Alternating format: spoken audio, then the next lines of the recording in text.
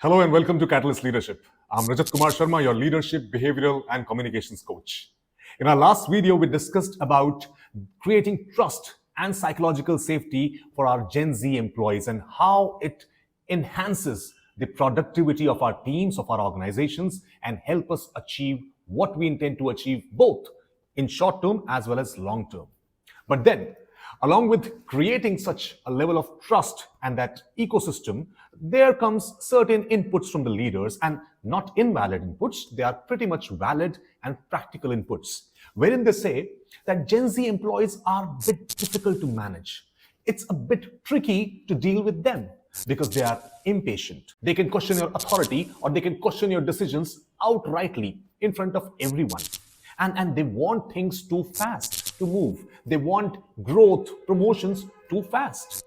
Now, all of these, of course, they are the challenges, the real life, real world challenges that our leaders on ground across the world they are facing today.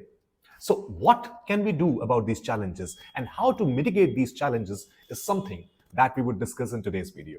But before we get into the depth or detail of these areas, the challenges while dealing with Gen Zs, I would want you to take a few steps back and just look at how these Gen Zs have got into our workspaces. I mean, what is the journey that they have taken up? Now, these are the kids who have been born between year 1997 till 2012, what we discussed in our first video on understanding Gen Zs better. Now, in that era, the society was evolving. We were getting into 21st century. The technology was pacing up. We were having computers and laptops in our personal spaces. And then, of course, after a few years, mobile phones, devices, they all became too common. Social media became the means of survival. And these kids, they have experienced it all. And if we look at the social equations that they have seen, now they have not been treated very harshly at home or at school. They forget about being beaten up. They were not even scolded by parents or by teachers because there are, of course, laws and regulations in every country almost across the globe around these things. So these are the kids who have got a lot of respect right from their childhood, who have been listened to right from their childhood, who have been motivated to question, to ask, to clarify right from their childhood. But when such kids walk into our workspaces, how can we expect them to not be curious? How can we expect them not to ask questions?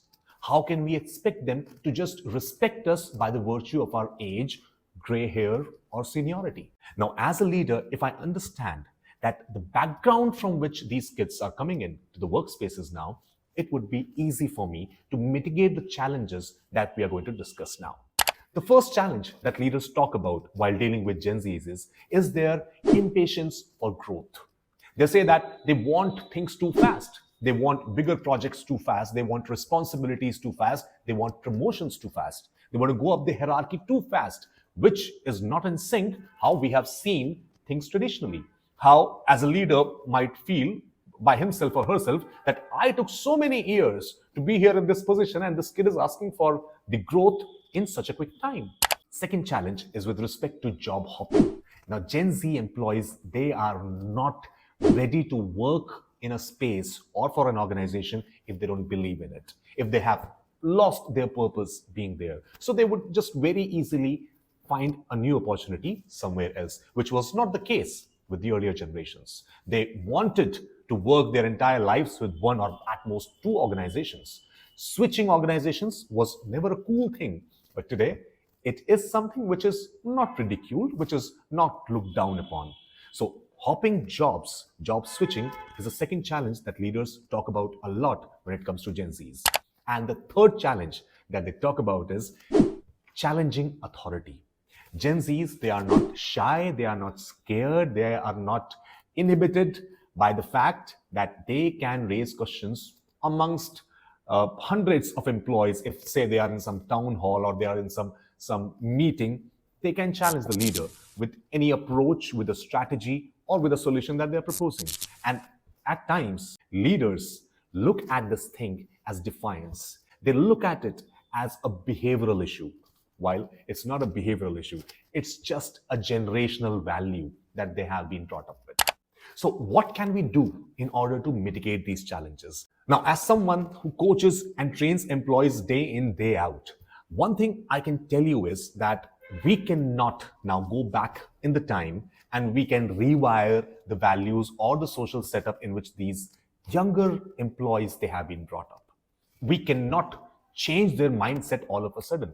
What we can do is we can just change our perspective and look at things in a better light, because there have been leaders around the world, and we'll discuss one real life example very soon, where we'll see that someone who harnessed this curiosity, someone who harnessed this challenging coming from the younger workforce and made a fortune for the organization.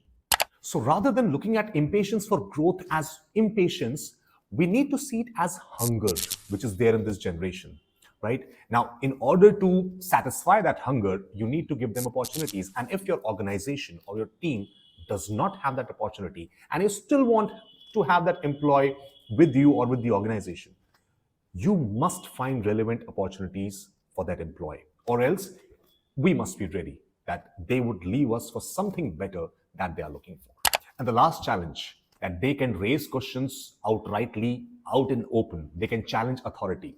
Well, let's look at it in a better light, that they have fresh perspectives.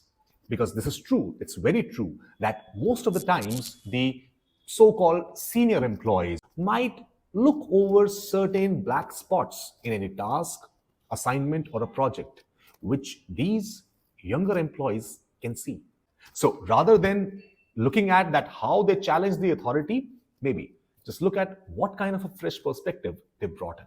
And this is exactly what Brian Chesky, the CEO of Airbnb, did in his organization. We all know Airbnb today, and we know where it is. But it's Brian Chesky and his one special initiative that led to so many fantastic policies that came out of Airbnb as an organization. So Brian could see that the younger workforce Airbnb has its huge advantage. But then that very workforce was not happy with the kind of processes the organization had.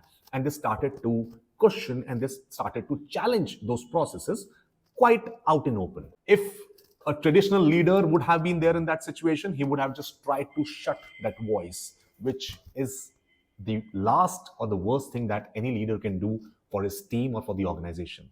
But Brian Chesky, being himself, what he did, he created project pods.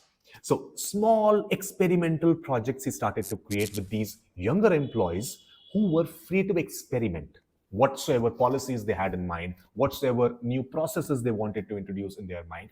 They were allowed to do that, but of course, with a senior supervision. But the senior employee was just to guide and supervise, not to inhibit, not to create roadblocks. And as a result, Airbnb got the best of the processes and the policies as an organization for the customers as well as the space providers, as we know the kind of organization it is, for every stakeholder involved. So this is what I want to ask you, how you want to look at these challenges. Now, if you want to look at them just as challenges and just crib about it, it's your choice. But if you want to see them in a fresher light, if you can harness the new fresh perspectives that these young Gen Z employees bring in, if you want to capitalize on their hunger for growth, and if you can offer those opportunities, there is nothing stopping them or your team or your organization. So please think of a time when you faced a younger employee who maybe outrightly challenged your idea, your thought, your vision maybe, and what was your response to it? Was it in coherence to what we have been discussing today, what you have seen in this video? And if not, how you dealt with it? Or is it a better way? Is there any better way of dealing with those situations? Dealing with the challenges that were discussed about Gen Zs? If you do feel that, please put your comments in the comment box and we would love to respond to you. Or maybe give us some better ideas and we would create videos on them as well. Till then, stay tuned.